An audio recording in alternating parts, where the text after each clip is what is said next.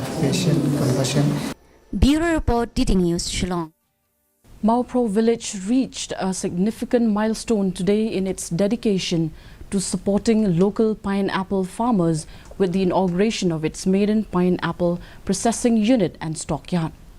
This initiative is poised to revolutionize the storage of pineapples and the creation of a diverse range of pineapple-based products. The project boosts a substantial budget of Rs 70 lakh sanctioned by the Ministry of Tribal Affairs.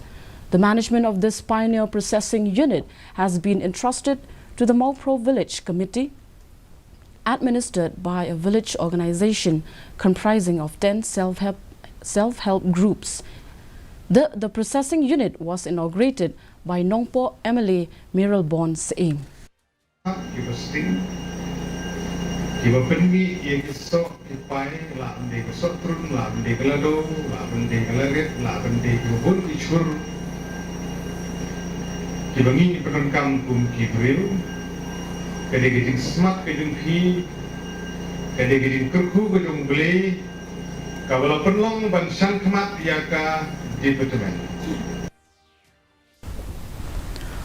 Asha workers under the banner